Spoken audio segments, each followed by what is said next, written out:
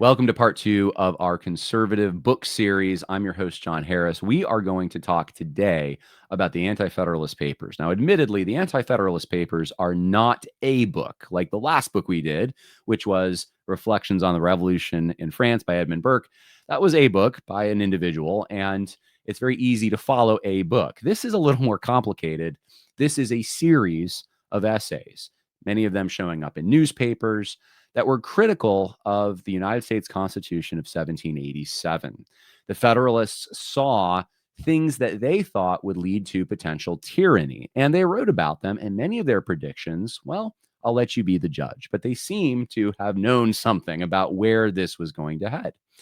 Now, the Federalists you might have heard of because the Federalist Papers are often used to interpret the United States Constitution as they should be.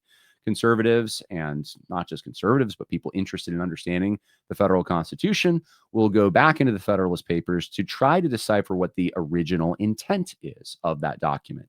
But it's important to realize the Federalists were responding to another group, the group that shot first, the group that had issues before were the Anti-Federalists. And one of the great contributions of the Anti-Federalists is demanding a Bill of Rights. You've probably heard the Bill of Rights quoted just as much as you have portions of the Constitution, if not more so.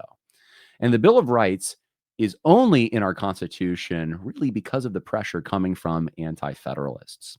So they did make a positive contribution to what America is and what America became.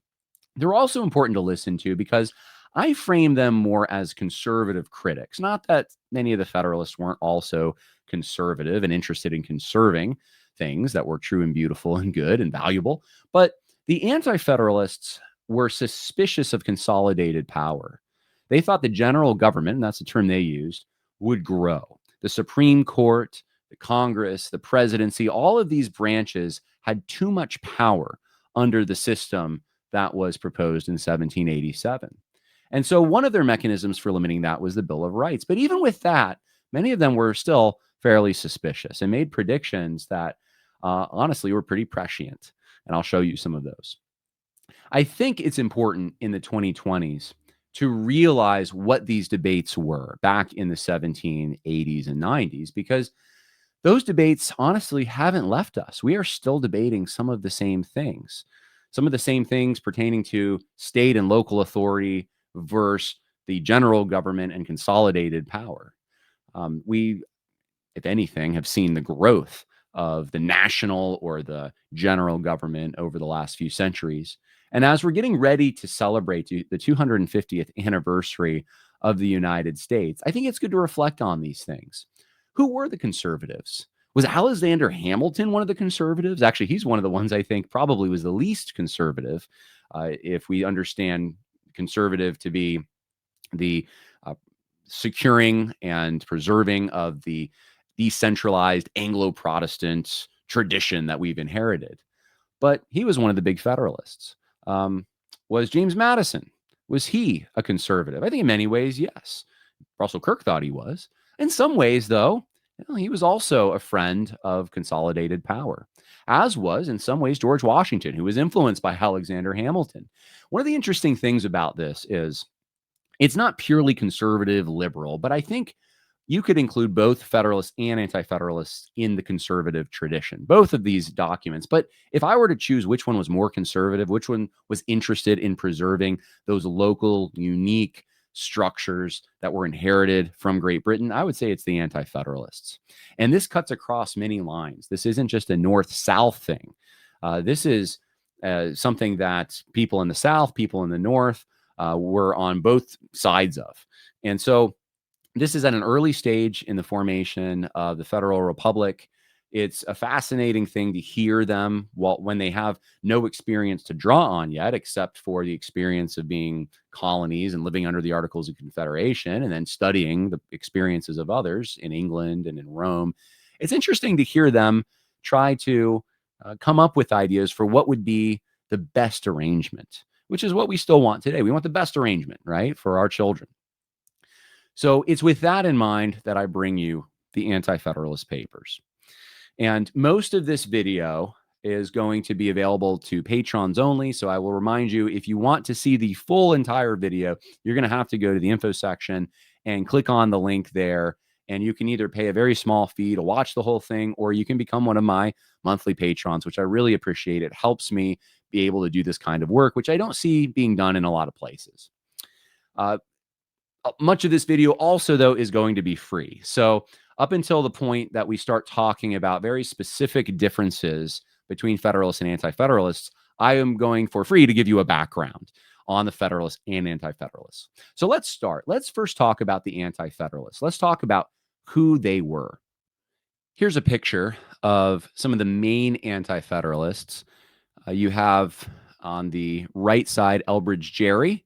He wrote Federal Farmer. He's from Massachusetts. You have George Clinton, governor of New York. He wrote the Cato Papers, we think.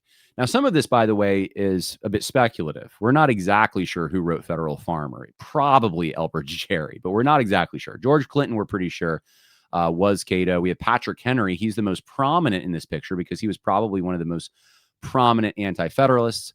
We have Melancton Smith from New York. He wrote the Brutus Papers. And then we have Samuel Bryan, who wrote the Sentinel Papers. Now, you notice all these names are not, except for Patrick Henry, are there's two of them, right? You have names of people like Federal Farmer, right? You have pseudonyms. You have names that are not the name of the person behind them. In fact, in some cases, we don't know who was behind them. And maybe part of that is because the Anti-Federalists were the losers, right? They didn't get everything they wanted. They got a Bill of Rights, but they still weren't able to stop the Constitution. And we know a lot more, I think, about the Federalists and who wrote them because after the Constitution was adopted, there was no reason, essentially, to remain anonymous. But this forced people to be anonymous, forced people to deal with arguments and not just personalities. So I'm going to give you a little more details about who each of these were, but there you can see pictures. The only one that is not a historic representation, and I'm just going to admit this off the top because I could not find a historic representation, is Mr. Bryan over here. The author is Sentinel. I used a little bit of an AI picture generator to try to get a description of him and construct what he might have looked like. So other than him, these are all representations historically of what these particular men look like. Now, we have to understand the context in which these men are writing. The context is there are problems under the Articles of Confederation. I think it's important for every American to read the Articles of Confederation. If you read the Declaration of Independence, if you read the Constitution of the United States, and perhaps you read other things, maybe you read the Olive Branch Petition, maybe you read the Virginia Declaration of Rights, maybe you read some of the state constitutions or charters. Those are all good things. The Mayflower Compact, for example. But many people do not read the Articles of Confederation. And the Articles of Confederation were intended to be perpetual. I don't know if you knew that, but they were intended to go on and on and on, that to be an arrangement that would continue into the future. But the Articles of Confederation had some problems. Here's what James Madison said in 1787. There was an inability to regulate interstate commerce. He says, quote, the practice of many states in restricting the commercial intercourse with other states, rather, and putting their productions and manufactures on the same footing with those of foreign nations, though not contrary to the federal articles, is certainly adverse to the spirit of the Union and tends to beget retaliating regulations, not less expensive and vexatious in themselves than they are destructive of the general harmony. So you have all these states, 13 of them, and they have their different rules for regulating trade, and this creates confusion. They're changing, they seek their own interest, and you can't have smooth trade, especially if you want to trade from somewhere like New York, say, with Georgia. You got to go through all these other states, perhaps, or go into the ocean. And so how are you going to have smoothness in trade? Another issue here, Alexander Hamilton points out in Federalist 15, there's an inability to pay debts and settle disputes. He says, do we owe debts to foreigners and to our own citizens contracted in a time of imminent peril for the preservation of our political existence? These remain without any proper or satisfactory provision for their discharge. We have neither troops nor treasury nor government. So he's saying we have these debts, and after a war with Great Britain, of course, there were a lot of debts, and we have no ability to pay these back. We owe them on the state level. Some states are paying, some states aren't. We There's one of the issues actually that they had a problem with is what you do with all the claims that, for example, merchants in Great Britain have on companies and individuals and municipalities in the United States. Every state has different rules and different, and it's just very hard to pay debts, to settle disputes, to even have a credit system going forward with other countries when there's these 13 different states. And I think it's important to realize that they were 13 different states. I mean, there were 13, they were named separately in the treaty that Great Britain struck with the United States. They thought of themselves very differently. And at that time, it was the United States are, not the United States is. They weren't one consolidated group. It was 13 separate groups with their own unique uh, royal charters, constitutions, and ways of doing things. The other issue was inability to solve bad credit and internal unrest. John Jay had written this to Thomas Jefferson in 1786. He said, "The inefficiency of our government becomes daily more and more apparent. Our treasury and our credit are in a sad situation. And it is probable that either the wisdom or the passions of the people will produce changes. A spirit of licentiousness has infected Massachusetts, which appears more formidable than some at first apprehended." So John Jay is writing to Thomas Jefferson, and he's talking about unrest in the state of Massachusetts. And there was unrest over things like the inability to make good on pensions that Revolutionary War soldiers had. There was problems over the fact that when the states did try to tax in some areas, they were opposed for trying to tax, and so the general government could not force a taxation. They didn't have officers to do that. They relied on the states taxing and then giving a contribution, as it were, to the general government. But that system wasn't working. And that was also kind of a bad look for foreign governments. Why would you invest in a country like this? There was an inability to intimidate foreign powers. John Adams wrote to John Jay in 1785, "It is the British fixed design to keep possession of the posts upon the frontier." So the British haven't even left the areas they were supposed to leave after the war for independence because the Americans have no ability, there's no force, there's no intimidation to stop them. They were just going to keep occupying forts that they had occupied for quite some time. Now, in this situation, there were essentially three options, says the federal farmer, one of the anti-federalists. And it would have appeared, if you're watching, in something like this. This is the Country Journal of Poughkeepsie, New York, which is right across the river from where I live. In fact, today there is a Poughkeepsie Journal. It tends to be more of a liberal outlet. I don't know if it traces back to this time, but this was the Poughkeepsie Country Journal. And Federal Farmer, his essays appear, his responses to the Constitution appear in this particular outlet. And he says there's three options. The Articles of Confederation aren't working. That's something everyone can agree on. And he says you could do this. You could have an arrangement where there's distinct republics connected under a federal head. So Congress can tax, make treaties, and wage war. So there's very limited powers Congress has. There's another arrangement you could have. You could have a consolidation, really, of all the states into one entire government. So forget about the states, right? Maybe they'll just be districts that are governed from the center. I would argue that this is what we have been heading towards for centuries. This is really what we ended up getting, but it took a long time, right, to get there. And different people will calculate this differently. Some will blame the Constitution. Others will say, no, it wasn't the Constitution. It was the Progressive Era. Or others will say it was Abraham Lincoln. It was these different forces. It was LBJ, right? It was these different forces that created the situation that we're in now. But either way, we ended up getting that situation. The Constitution doesn't seem to be able to have prevented that, right? That's the other option here, consolidation. And then the third option is consolidate the states as to certain national objects and leave them severely distinct independent republics. So the general government's powers extend to exclusively to foreign concerns and to a few internal concerns. to the coin, so that's to minting money, to post offices, to weights and measures, a general plan for the militia, and to naturalization, right? This is a federal system, essentially, right? There are two levels of government. You have state governments and you have a national or a consolidated government. So these are the three options here, right?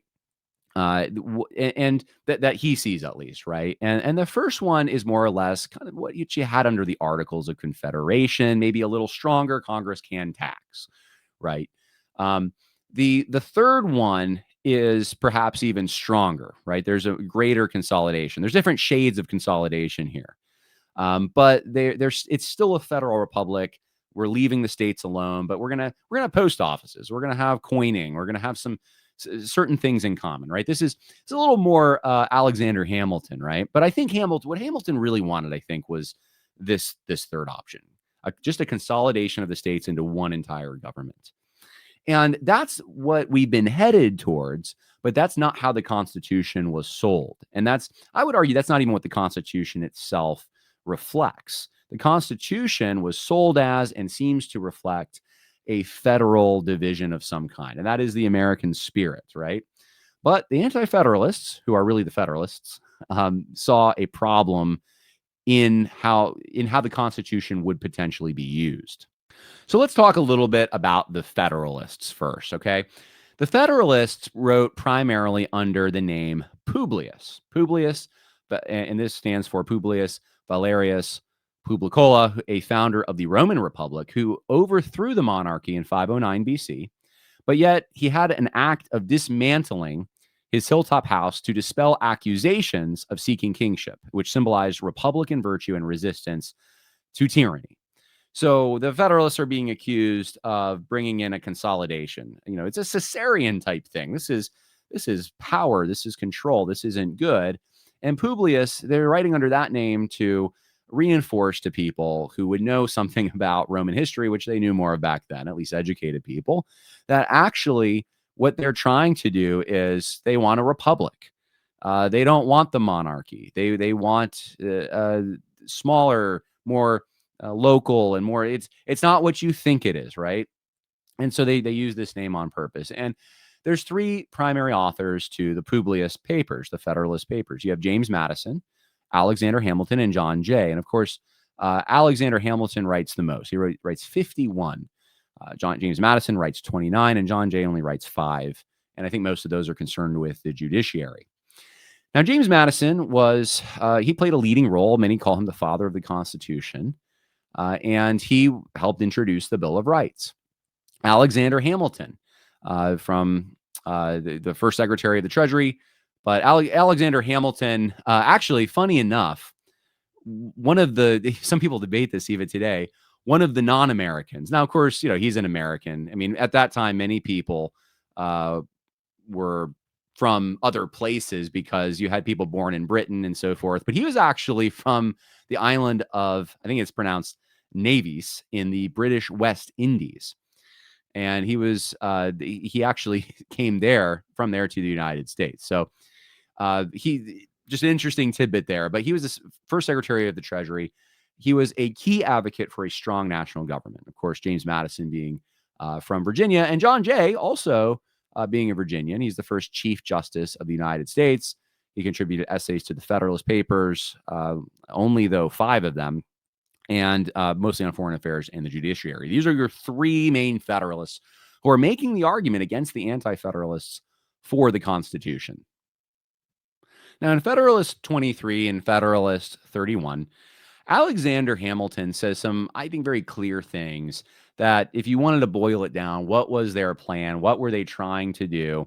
It gives you a sense of it. So there were powers on the individual that the Constitution would have that were not available to the general government under the Articles of Confederation. And along these lines, Alexander Hamilton says, we must abandon the vain project of legislating upon the states in their collective capacities. We must extend the laws of the federal government to the individual citizen of America. So it's looking at this unit of the individual instead of the state, right? The general government before is looking at the states and governing an arrangement that the states are party to. Alexander Hamilton is saying, there's a mechanism here for the government to actually look upon the individual itself.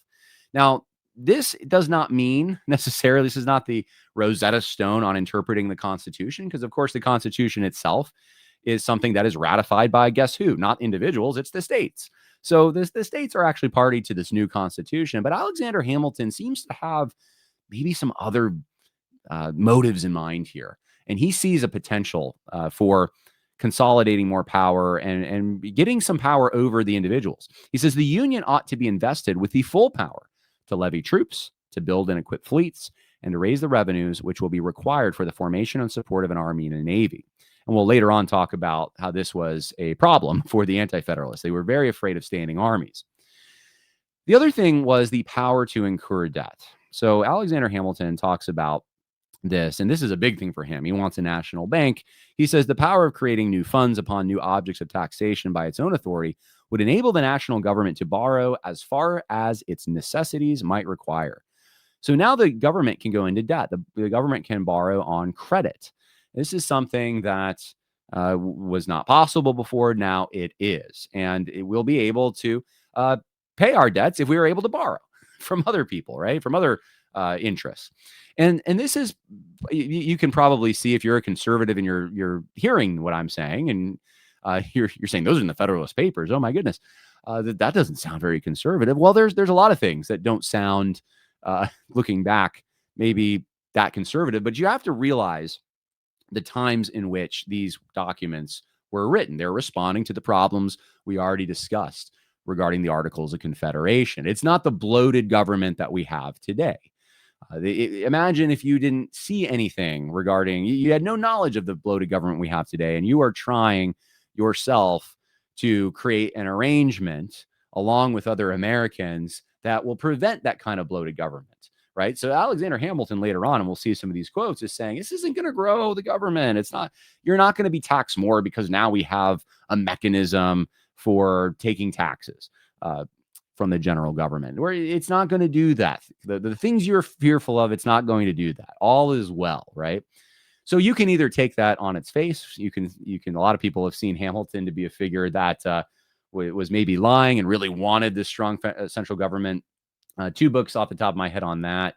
Brian McClanahan has one, How Alexander Hamilton Screwed Up America is the title of that book. There is another book by Tom Woods called Hamilton's Curse. And both of those scholars, they believe that Hamilton is, what the quotes I just read for you are really, that's what he wants. He wants this very big government. He likes debt. And he is bringing to us the world that we inhabit today. He's trying to bring that to us, but he knows he can't say everything that he's thinking. And he's got to assuage the fears of the Anti-Federalists. So this isn't a study on Alexander Hamilton, but Hamilton generally in more conservative and libertarian circles is kind of the bad guy in this whole story.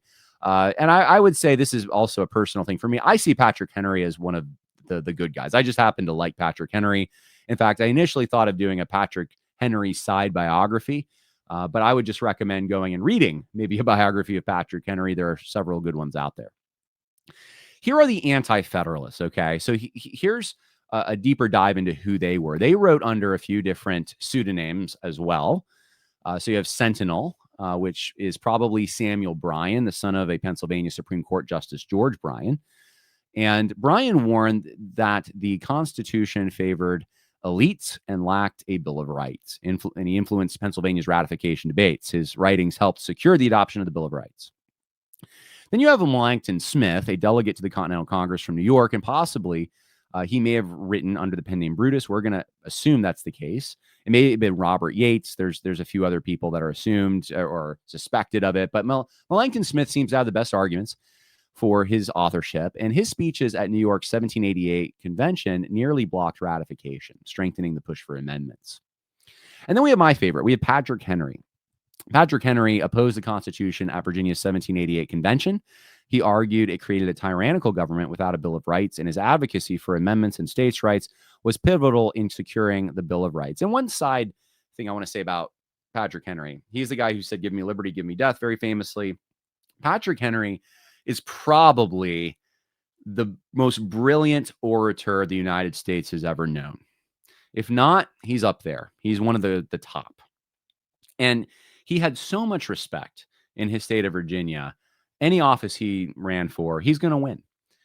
He served in many capacities in the state of Virginia. He was a very conservative man. He was very intensely dedicated to the liberties of the people of Virginia. And one of the interesting things about him is towards the end of his life, George Washington essentially calls him up and says, in his retirement, I need you. And one of the crises that they're facing are the Virginia and Kentucky resolutions. And actually, Patrick Henry lent his weight to the nationalists to some extent in that particular debate. But at his heart, he was someone who was a localist, a states' rights guy. He was, if anything, maybe, I don't think Jefferson liked him too much, but he was like more Jeffersonian than Jefferson.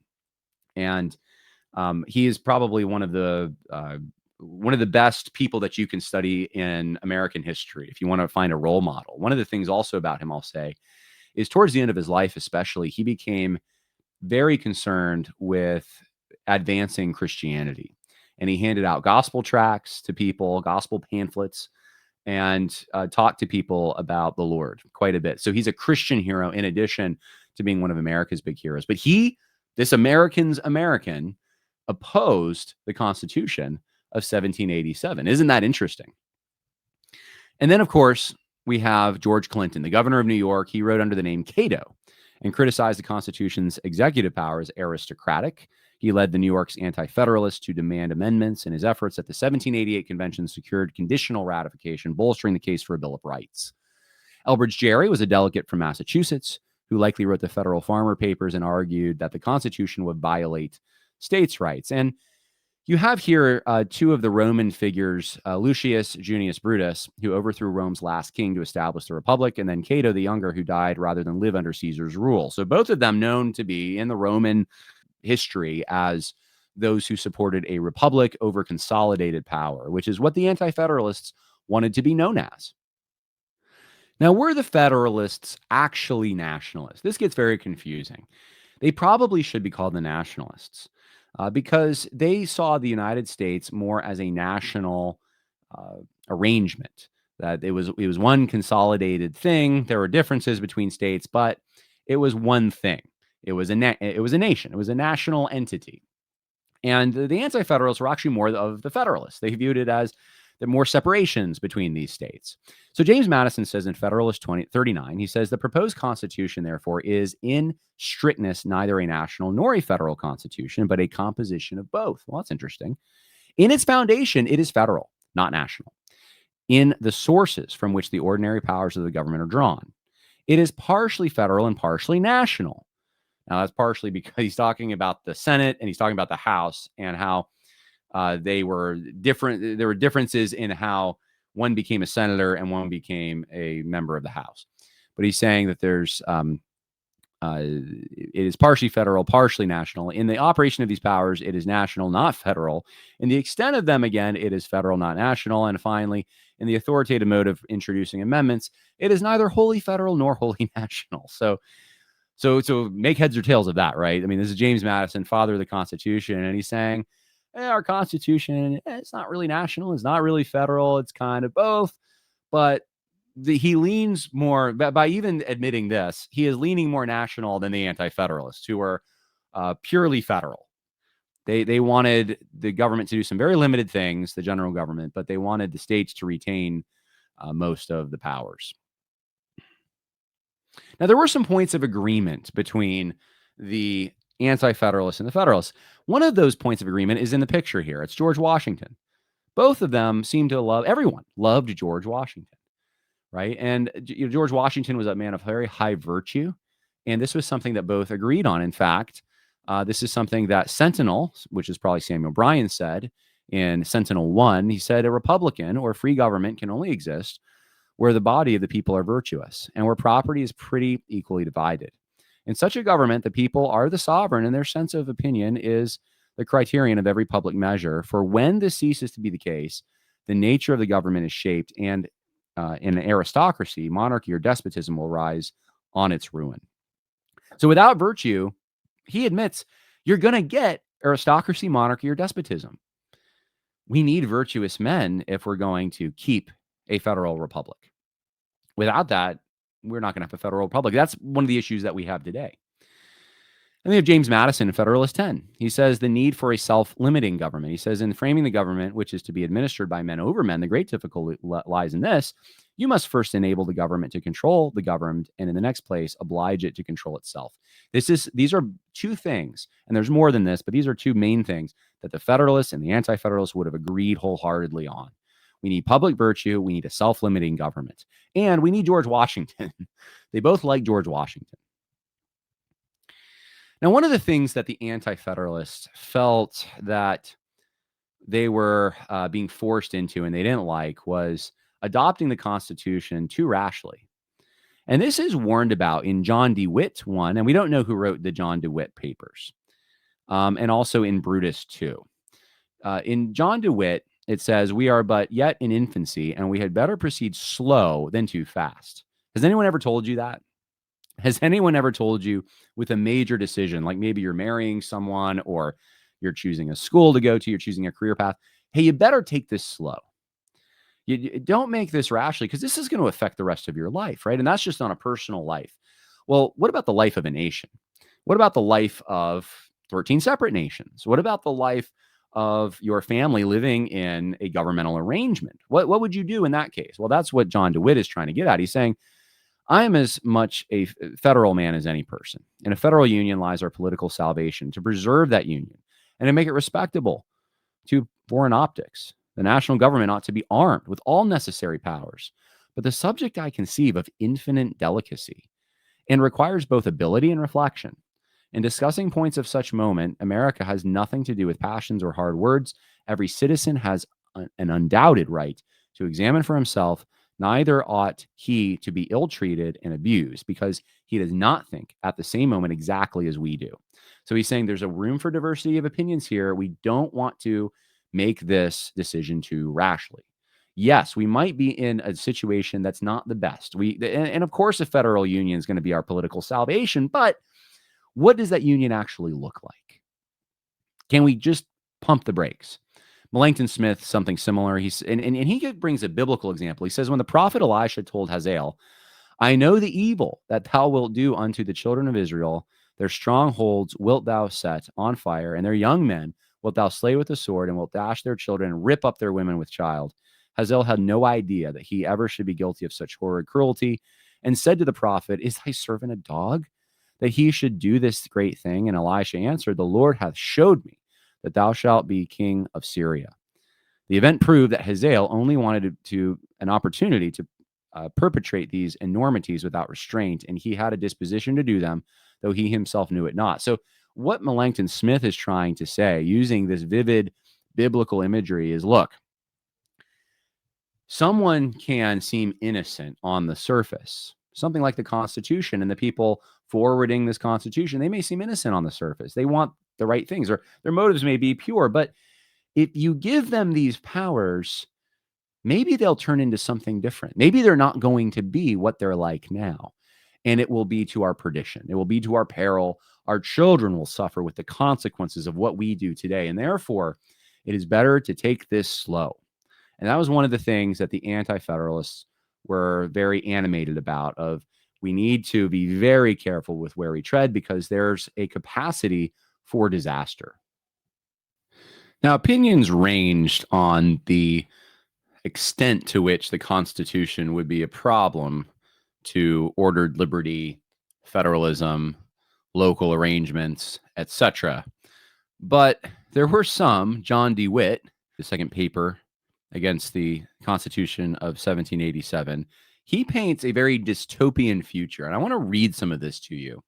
He talks about central taxation, a standing army, the suspension of habeas corpus, states, the state courts being inferior to the federal judiciary. He talks about no trial by jury and the elimination of state constitutional power and the loss of state sovereignty. I'll read some of this to you. Central taxation. He says, you must also determine that they shall have the exclusive power of imposts and the duties on imports and exports, the power of laying excises and other duties, and the additional power of laying internal taxes upon your lands, your goods, your chattels, as well as your persons, at their sovereign pleasure, that the produce of these several funds shall be appropriated to the use of the United States, and collected by their own officers, armed with a military force, if a civil aid should not prove sufficient. Now, to some of us, things like their own military officers, it doesn't seem like that big of a deal because we know the IRS. The IRS is actually weaponized, and of course they can have power and oversight over you if you don't pay your taxes and this kind of thing, right? Well, at this time, this would have been so foreign to the people he's writing to. They never would have known a situation where someone from the general government, someone from Washington, D.C., would be able to, with their own officers, come in and arrest you or have any kind of force over you to compel you to pay your taxes. This is not the world that they inhabit. But that's the world that's described here. And in that particular world, there's too much of the taxation going on. They can just do it at their sovereign pleasure. They just have to vote a bill in and you're taxed. And I don't know about you, but this is probably something that does hit close to home for many of you. Yeah, it does feel that way, doesn't it? I mean, do you feel overtaxed, right? That's really the question that he's trying to address here, is that's what will happen. He talks about a standing army in times of peace. This was one of the big issues that the Anti-Federalists had. They didn't want a standing army. And you think about some of the military actions that are more civil unrest situations arise. There was one recently in California. The National Guard is called up. At that time, they didn't have a National Guard. They would have really, there was a development that took place, but they would have had civilians that were trained in military exercises. I mean, they just had a war, so they weren't short on those kinds of people. And they would get together for threats, commonly shared threats, right? But the idea of a standing army, the idea that you'd have professional soldiers on the payroll and of the federal government would have them on their payroll, and they would do the bidding of the general government. The government could just call them up to go take care of business somewhere.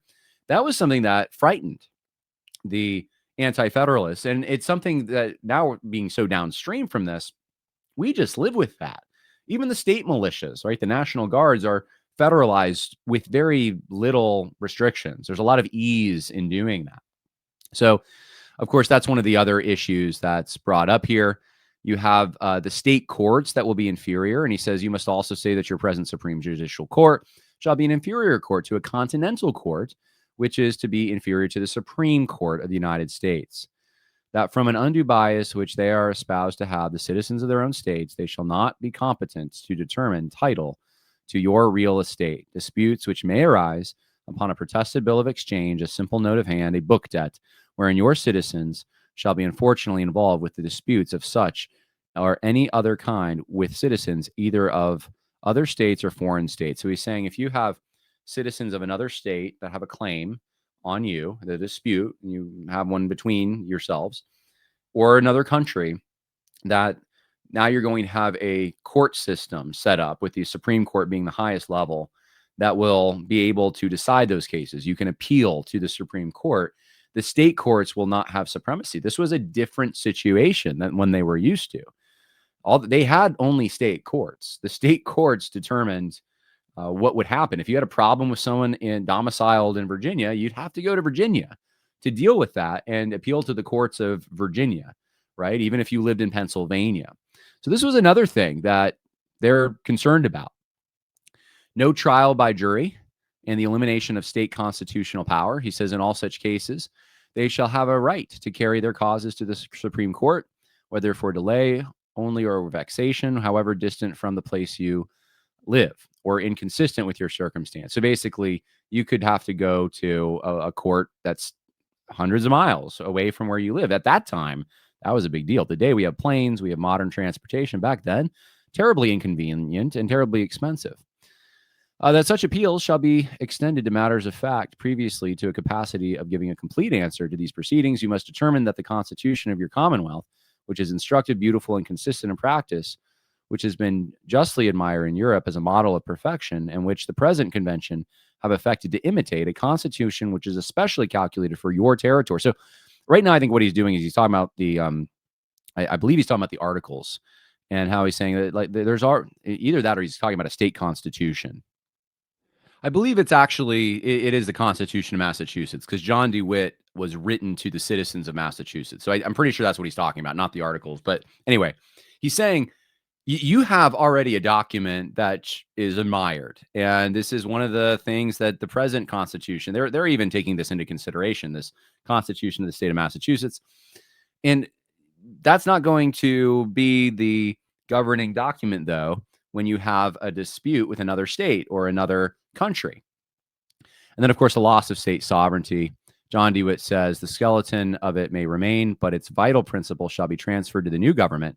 Nay, you must still go further and agree to invest the new Congress with powers which you have yet, through proper, to withhold from your own present government. So you're going to have powers that you in Massachusetts have not given to your government, the state government. So now I'm sure he's talking about the Constitution of Massachusetts. And you are now going to give those powers, though, to an even more distant force.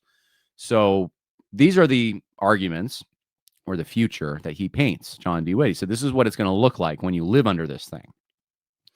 And some of those things we take for granted, but that would be something that for someone in 1787, 1788, 1789, that would have resonated, even in a place like Massachusetts.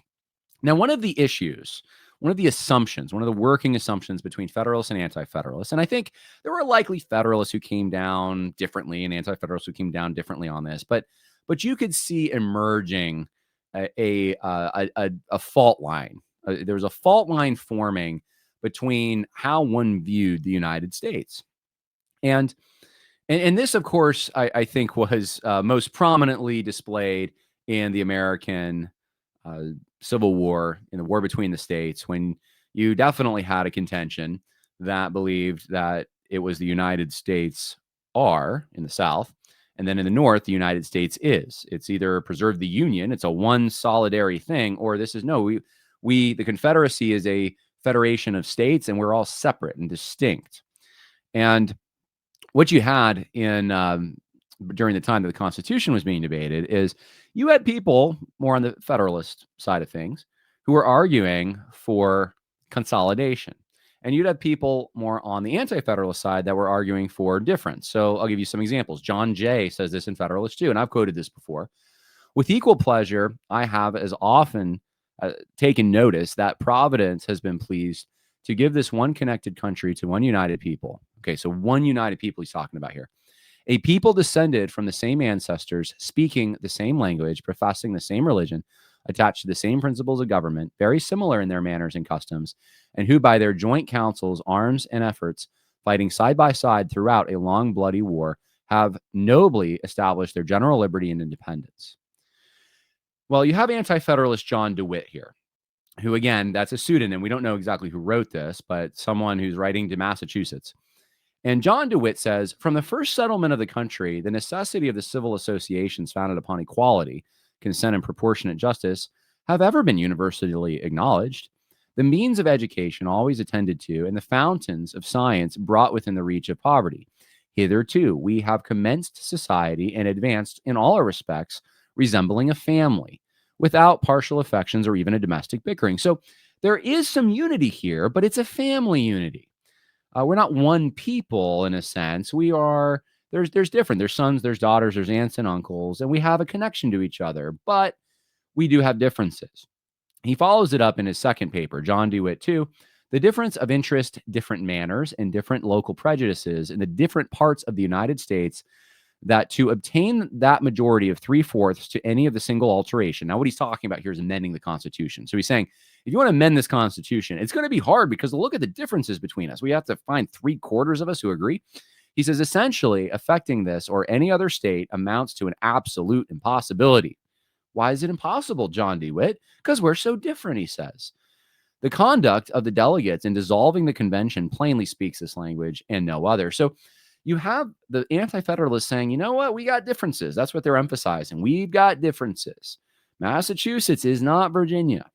Yeah, we're like a family. There's similarities, but there's differences. And John Jay emphasizing, look, we're actually one people. And I think that is a fault line that is still in our country. That is still a debate that's happening, whether or not we should be governed by one size fits all government emanating from Washington, D.C., over all the various municipalities and jurisdictions of this grand country, from Alaska to Hawaii to California to New York to Florida and everything in between, or whether we are in fact different and maybe different decisions should be made in different places. We still have issues that come up, and there's still friction on whether this is a national issue or whether this is a state issue. Back then, people would have thought of themselves, even their identity, as coming from the state that they lived in. That was their country. I mean, remember when Robert E. Lee even said he cannot raise his arm against his own country? Virginia was his country, right? And that's how people thought. Now, when you say my country, you think of the whole United States of America. Alaska's part of it, Hawaii's part of it. I don't mean to pick on them, except that they're just in distance, they're just farther away. So, but even there, even the people there and the cultures there, which are very different, they're part of this, right? But there was a time in this country's history when you could be talking about your country and you meant the state that you were from. You were a Virginian, you were a Carolinian, that kind of thing. So for the Federalists, the source of threat, much of the source of threat was local. Okay. Now the Federalists believed that there was foreign threats and we needed to consolidate to try to stave off foreign threats to be strong in the face of other countries. But they thought that the weakness in our national fabric would come from the fact that there's these states with very different interests and different localities and regions, and that these regions themselves would contribute to a weak national government. And so what we needed to do was consolidate them. So the Federalists very much suspected a threat in the local. Alexander Hamilton in Federalist 1 says, among the most formidable of the obstacles which the new Constitution will have to encounter may readily be distinguished the obvious interest of a certain class of men in every state to resist all changes which may hazard a diminution. Am I saying that? Yeah, diminution of the power, emolument, and consequence of the offices they hold under the state establishment. So what he's saying is that there's this hierarchy, there's this landed gentry, there's a class of people that are on the state level that are nobility, essentially. They have power. And he's saying those guys have ambition. They have perverted ambition.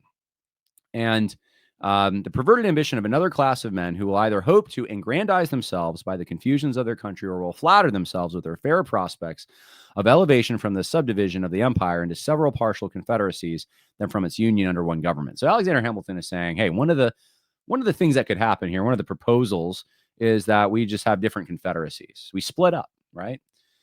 Well, if that happens and we're just regions, I mean, look, what's going to happen? These local leaders are going to be leading things, right? Now, what makes them think national leaders are going to be any better? Well, we'll see. Alexander Hamilton also says in Federalist 1, a dangerous ambition more often lurks behind the specious mask of zeal for the rights of the people than under the forbidding appearance of zeal for the firmness and efficiency of the government. Now, he may be talking about Patrick Henry there. Patrick Henry was very much about the rights of the people and very connected to the nobility of Virginia. I mean, he could have power if he wanted it, whenever he wanted it. And he had virtue. And Alexander Hamilton is looking at that and he's saying, well, that's more of a threat, because what happens is we're not going to get the firmness and efficiency of government with people like that around. James Madison, Federalist 10.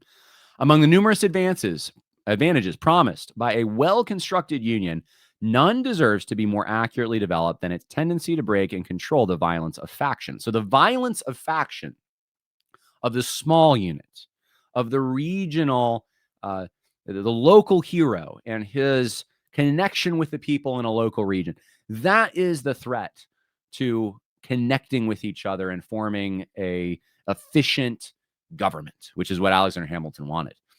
It's the control of the violence of the faction. So the faction ends up being the problem here. And of course, the particular picture I have here is Shays' Rebellion. Shays' Rebellion shows, look, you can have factions. You can't have local leaders that have problems and cause issues on a local level. So, of course, let's give them the benefit of the doubt here. This kind of thing does happen. But I'll ask you a question. Where do you more often see the great threats to your freedom and liberty? Is it from your local government? Could be. Is it from the national government? The Anti-Federalists thought the source of the threat would be consolidation more than the local. So Patrick Henry says at the Virginia Ratification Convention, he stands up, and this is, of course, a picture of him in give me the liberty, give me liberty or give me death speech. So this is a younger Patrick Henry. But when it came to the Virginia Ratification Convention, he said, "We drew the spirit of liberty from our British ancestors.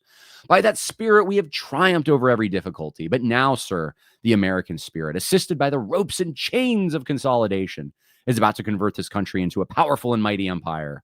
If you make the citizens of this country agree to become the subjects of one great consolidated empire of America," notice he uses the word empire here, "your government will not have sufficient energy to keep them together.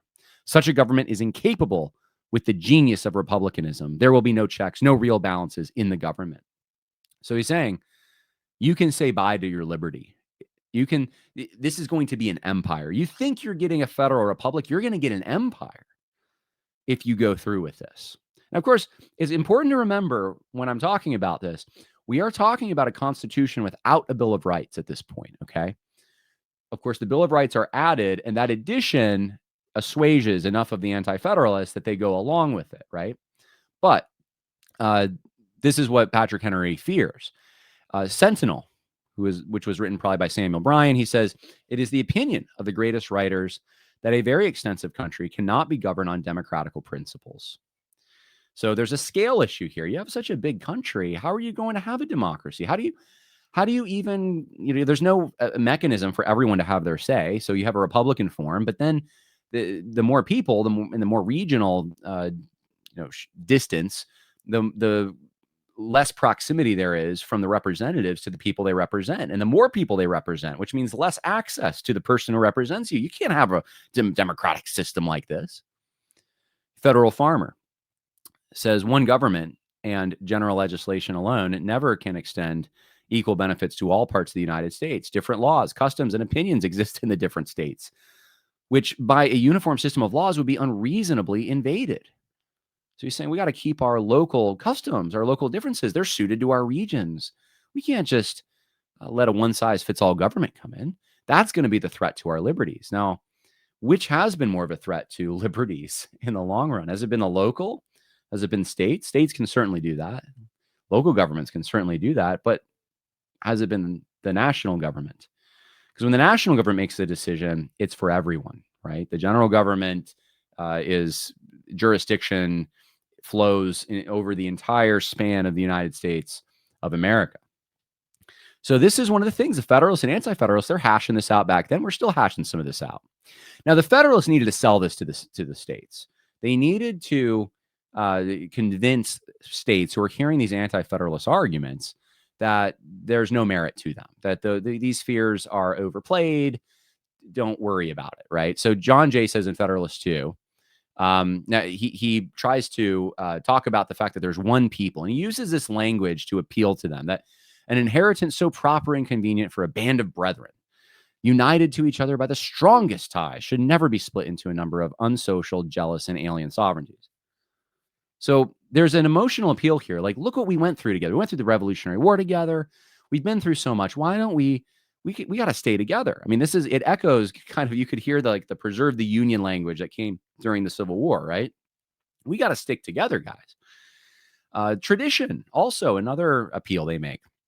The politicians now appear, says John Jay, to insist that this opinion is erroneous, that instead of looking for safety and happiness in union, we ought to seek it in a division of the states into distinct confederacies or sovereignties. So, well, he's saying we've been together. We fought a war together. I mean, that's just the default, right? We've been together. And look, there's people out there who want separate united republics. They want separate confederacies. We shouldn't. And there were people saying things like this. Now, whether they were serious, I mean, this is what he's trying to say, though, that tradition is on our side, right? Now, whether it was or not, I mean, it's is tradition on their side when it comes to a stronger federal government? Perhaps not, but Tradition is on their side in that they've suffered through things together. They have shared experiences together, the various states. Now, popularity is another thing. Now, this is popular, guys. Get on the bandwagon. Federalist 3, John Jay says that consideration naturally tends to create great respect for the high opinion which the people of America have so long and uniformly entertained of the importance of their continuing firmly united under one federal government, vested with sufficient powers for all the general and national purposes. In other words, this is popular. People want this. The people of America, this is what they want, right? So anytime you think something's popular, you're more inclined to it, unless you're a hipster. And then if it's popular, you don't like it anymore, right? Talent is another thing. Look, John Jay says this, and this is, I told you earlier, I signaled this. I said, what are the leaders going to look like if they're not the local leaders that you're attached to? Well, this is what the leaders would look like, right? It will be the widest field of choice, says John Jay. So the people that you're going to have ruling you are going to be the best of the best. Why? Because it's not just the best in Virginia. It's not just the best in North Carolina or Delaware. You're going to have the whole span of the country to choose from, right? You're going to get the best people, right? Trump says he has the best people. You're going to have the best people from all these various places. And the theory back then was that in a virtuous republic, the most people with the most virtue would rise to the top. This was the natural aristocracy Thomas Jefferson talked about. The people with virtue are naturally going to be the leaders of the local area. And then when they have elections and competitions and, the best man wins, and eventually you get the best kind of leader. And George Washington, look, he's the best. So wouldn't that, in that time, it might seem like that, right? So I don't, now looking back at this over 250 years later, what do we actually think about this, right? What do we actually think? Or actually, I said over 250 years. It's not quite, because this was 1787. They were debating all this, but what kind of leaders populate our Senate? What kind of leaders populate the House of Representatives or the administration in presidencies? Are they the same quality as the leaders that you would get at a local or state level? That's a question I think worth asking. Oftentimes, it seems like you get worse people in the higher offices because of various things like their having a selfish ambition and ladder climbing and dirt on other people and being able to have money to buy the office. And all these other factors, right? And maybe that's because we don't have the same virtue anymore. But that was the theory that John Jay thought. We're going to get the best leaders. We're also going to have a limited central government, guys. It's not going to be like the Anti-Federalists tell you, okay? It's not going to be that consolidated. Federalist 23 says it's going to be for mutual benefit. The principal purposes to be answered by union are these: the common defense of the members, the preservation of the public peace, as well against internal convulsions or external attacks, the regulation of our commerce with other nations and between states, and the superintendence of our intercourse, political and commercial, with foreign countries. Alexander Hamilton says this. What's he saying? It's just trade. It's the stopping attacks that could come. That it's limited to those things. It's not. We're not going beyond that. We're going to regulate commerce. It's going to be better, more efficient. We're going to have a better military. But that's it, guys, right? So don't go thinking that we're going to have all the various federal bureaucracies we have today. We're not going to have an EPA.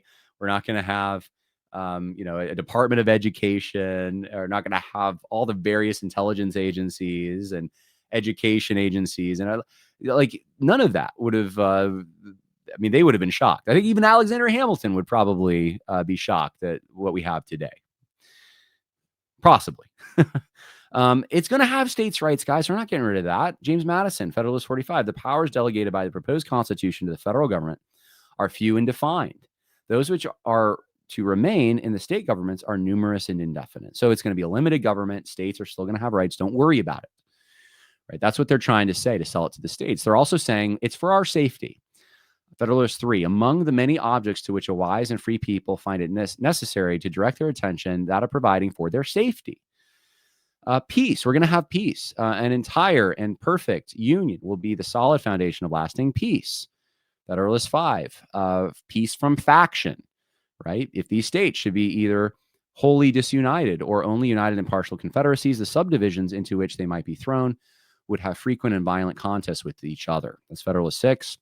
So look, The theory here is like if we don't unite under one government, the states are just going to go to war. Like they're not going to like each other, right? This is an interesting thing because you can see in other places that, throughout Europe, for example, for centuries, you would have intermarriages among the elites to try to prevent war, right? If you're married to the Queen of France, maybe you're not going to go to war, right? That kind of thing. But there have been many times European powers come together to meet a threat. Think of the Cold War, right? Western Europe unites. There are situations where sovereign countries unite, actually quite often, because of a threat that is against all of them. So the theory here, though, is that if they don't unite under a central government, that, Virginia and Pennsylvania, Maryland, they're not going to like each other too much. And there's going to be friction between them. Foreign nations was the other threat to peace. Whether the division of America into any given number of independent sovereignties would tend to secure us against the hostilities and improper interference of foreign nations. So what if England has an alliance with Virginia and wants to invade Georgia, right? Virginia is not helping Georgia in that circumstance, right? So wouldn't it be better if we were all together? All right. And there's some logic to this. From becoming enemies. Neighboring nations, says Federal 6, are naturally enemies of each other. I don't know that that's true. They're naturally enemies. In fact, are we naturally enemies of Canada? I don't know about that. There's some animosity there, but I think more often than not, we have to get along with the people that we're next to. And aren't you glad that we're not united with Canada? By the way, tidbit here. Canada, under the Articles of Confederation, could have become one of the states in the United States anytime they wanted to. I don't know if you knew that, but Canada was actually potentially going to be a state in the United States at one time. Now, aren't you glad in a way that that didn't happen? Because look at Canada today. And if the people, it would just add to the dominance that the Northeast has. And that's why at the Hartford Convention, the Northeast thought about joining Canada, right? We have much in common with Canada. We could join them and get rid of all these Southerners, these agrarian people that have a different interest, these war hawks. We're a trade people, a seafaring people. We'll just join Canada. So that's a free one there. But Canada obviously has been somewhat of an ally of the United States. So I don't know that this is completely true, but that was the theory. And efficiency is the next thing, right? So safety, peace, efficiency. We're going to have a more efficient government if we consolidate. Federalist 4, how and when and in what proportion shall aids of men and money be afforded? Who shall command the allied armies, and from which of them shall receive his orders? Who shall settle the terms of peace? And it goes on and on with like all these questions about where's the chain of command, right? That's the central question this is getting at. How do you know whose orders to follow if you have the generals of all these different places, right? Wouldn't it be better if we had one military and it's more efficient, right? So that's the argument. Those are the arguments that they give to the states. Now, at this point, let me just see. Yep. Okay. At this point, we're going to cut it off. It's been a little over an hour, and I've described to you what the Federalists thought, some of what the Anti-Federalists thought, but I haven't gotten into specific clauses in the Constitution, which is what we're going to do next with the second half of this particular podcast. This will only be for patrons, though. So if you want to see the second half, go to the link in the info section for this video, and you will be able to purchase for a very small price the second half, or you can just become one of my monthly patrons. If you don't have the money, you don't want to, just message me on any of the social media platforms. I'll hook you up with the link, right? But if you are a patron, you will also have access to this slideshow, and you can use it however you would like. I put no restrictions. There's no copyright on it. I made it for you. You can, if you're a teacher, I know there's some teachers out there who have used some of my slides for things. You can use it however you want. Edit it, insert new pictures, new things. But we're going to now discuss the differences that Federalists and Anti-Federalists have over specific provisions in the Constitution. And then we're going to go through some predictions. I'm going to show you the predictions the Federalists made about what would happen if the Constitution was passed. I'm also going to show you the predictions that Anti-Federalists made if the Constitution were to pass, which it did. And then finally, at the end, I'm going to show you some of the foreshadowing that we see in these debates for what happened later, namely the Civil War. And then ask the question at the end, what makes a true American? What makes a true American? Patrick Henry had a thought on that. that he shared in his speech against the federal Constitution. So that's where we're heading with the rest of the video. For those who are not able to watch the rest of it or don't have any interest, thank you for watching this video. We have many more books to cover in our Anglo-American Conservative Book Series that we're doing, and I look forward to getting to them. The next one will likely be John C. Calhoun's disquisition on government, so you can look forward to that. God bless.